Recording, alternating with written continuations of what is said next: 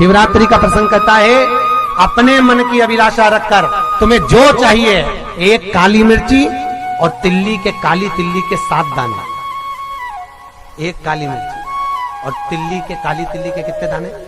7 दाने हथेली में रखकर अपनी कामना कर कर मन से अपने मन के बात को कहकर शंकर भगवान के शिवलिंग पर चढ़ा दीजिए। आपकी मनोकामना, कहते हैं हर महीने शिवरात्रि आती है, इस शिवरात्रि पर, मुख्य शिवरात्रि पर चढ़ाओगे, अगले महीने की जब शिवरात्रि आएगी तो आपकी मनोकामना पूरी हो जाएगी। एक काली मिर्ची और 7 काली तिल्ली के दाने, मात्र 7।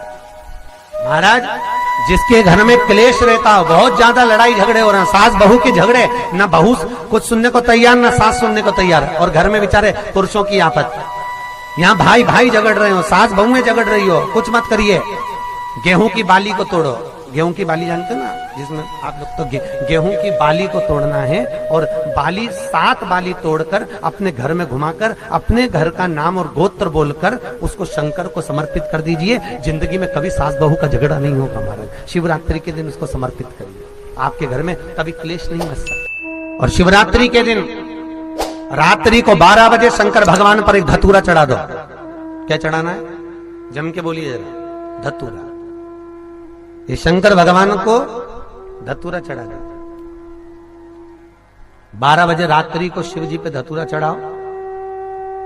आधे घंटे तक धतूरा चढ़े रहने दो, और आप श्री शिवाय नमस्तुभ्यम का जाप करो। जिस शंकर जी पे धतूरा चढ़ाए उस मंदिर के बाहर बैठकर कौन सा मंत्र जपना है? श्री शिवाय नमस्तुभ्यम। फिर से बोलो, श्री शिवाय नमस्तुभ्यम। धतूरा चढ़ाकर श्री शिवाय नमस्तुभ्यम का स्मरण करिए। और जो दुकान नहीं चलती हो, घर में लक्ष्मी नहीं टिकती हो, खेत में फसल अच्छी नहीं आती हो, संपदा नहीं आ रही हो, बस उस धतूरे को लाल वस्त्र में बांधकर अपनी दुकान में, अपने व्यापार में, अपने घर में रात को 12:30 बजे उठाकर लाओ, और 4 बजे के पहले उसको अपनी दुकान, व्यापार, व्यवसाय में उसको बांध दीजिए। और अगर जो जमीन फसल सही नहीं दे रही हो, वो जमीन में ले जाकर गाड़ दीजिए। आपको जीवन में कभी तकलीफ नहीं भोगना पड़ेगी, लक्ष्मी बढ़ती चली जाएगी महाराज, संपदा बढ़ेगी।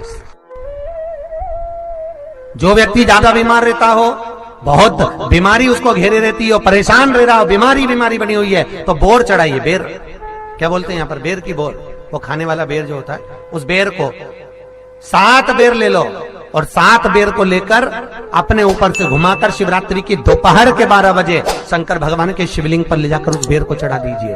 आपका रोग, आपकी बीमारी मात्र 3 महीने के अंदर समाप्त हो जाए। शिवरात्रि के दिन बेर चढ़ाने का बड़ा महत्व है। और शिवरात्रि पर चढ़ा हुआ वो बेर उठाकर ले आइए,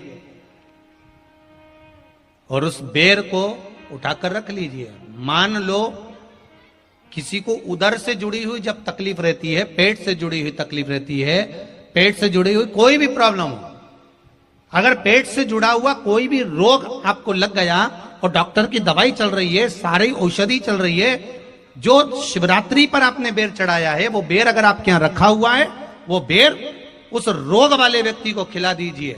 आधे घंटे के अंदर पेट का दर्द, पेट की तकलीफ, पेट का कैसा भी रोग होगा, एकदम आराम लग जाएगा। उस बेर में इतना दम, इतना प्रबलता आ जाती है शंकर को, जो शिवरात्रि के दिन बेर चढ़ाया जाता है। वो केवल शिवरात्रि के दिन करने का होता है। कहते हैं जिसका व्यापार ना चले, व्यवसाय ना चल रहा हो, बहुत ज्यादा कष्ट में जीवन निकल रहा हो, और बहुत ही ज्यादा तकलीफ हो रही हो, तो धतूरे को हल्दी में डुबोकर शंकर भगवान को शिवरात्रि के दिन रात को 12 बजे समर्पित करें।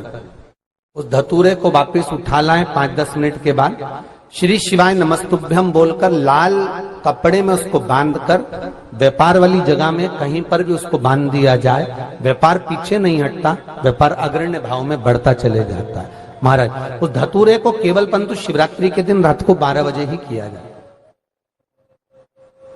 हल्दी में डुबोना पड़ता है।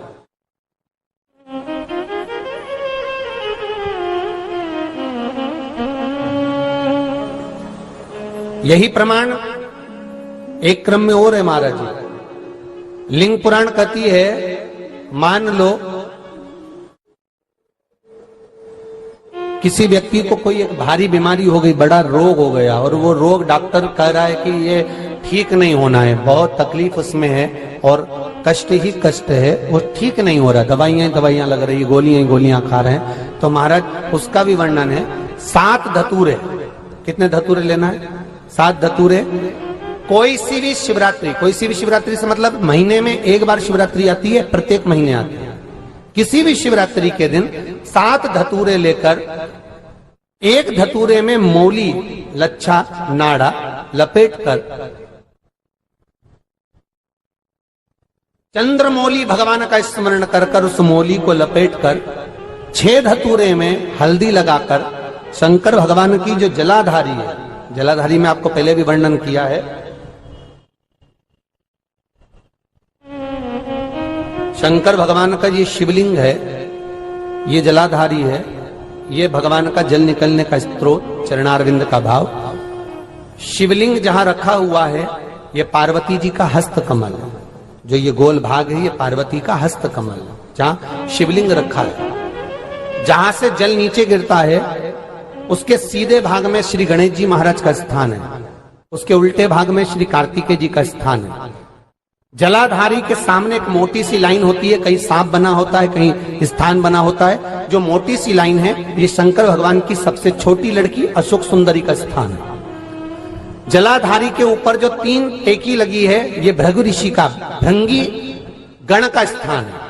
इसके ऊपर जो कलश है, कलश में जो पानी भरा जाता है वो पानी जो बूंद बूंद नीचे गिरता है ये शंकर भगवान की 5 लड़कियों का स्थान है, जया, विषहरा, सामरीबारी, धोतली और देव।